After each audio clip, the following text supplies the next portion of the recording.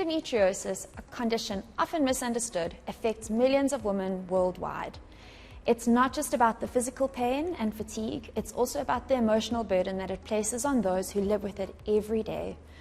Pubby, a fellow sufferer, is with me today, and we're here to talk about just what it means for us. So, Pubby, over to you. How would you explain endometriosis to RNCers? I would say endometriosis is not just a bad period, first of all. It's an invisible chronic illness causing emotional and mental stress with physical pains. Basically, it is a disease in which tissue similar to the lining of the uterus grows outside the uterus.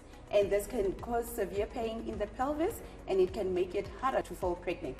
And sadly, it's one of the most painful health conditions in the world. And tell me, Megan, how has this affected you? So in my personal journey with endometriosis, it's had a profound impact on me, particularly in terms of my fertility. The path to motherhood was not a straightforward one. It was marked with countless doctor's appointments, numerous rounds of treatments, and an emotional roller coaster of hope and then desperate disappointment.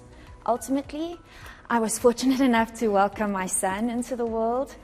He is a strong-willed and curious boy whose energy and spirit really brighten my life every single day.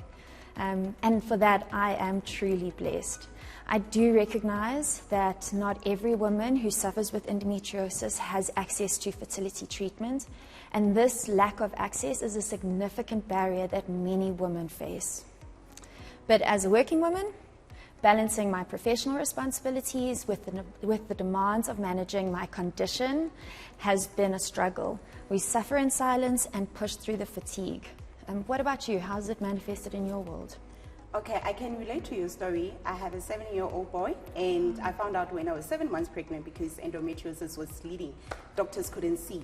But one thing about endometriosis, it doesn't see or recognize the difference between working hours and personal hours, and the pain happens at any time, anyway, and this has affected me both personally and professionally.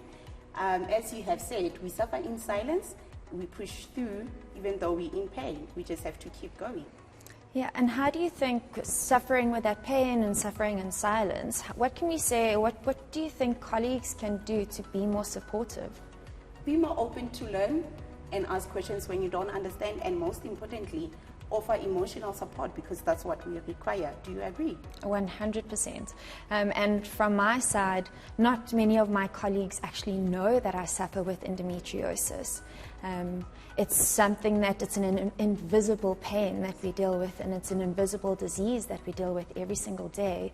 But I've found support in mechanisms like ICAS. I reached out to their counselors, and they really provided me with safe space to express my feelings, navigate some of my challenges, and help me build on my well-being around dealing with endometriosis. Okay, and in closing, I would just like to say, most people don't understand that we don't share awareness, or we don't talk about endometriosis for attention or sympathy. We do it because there's lack of knowledge, and we do it to support each other. And just because we are used to it doesn't mean it's fine. There's no pain anymore.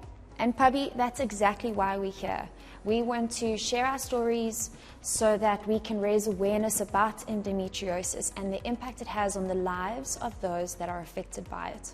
We want to let others know that they are not alone in their journey, and that help and support is always available. Thank you for listening, and guys, please reach out if you need help.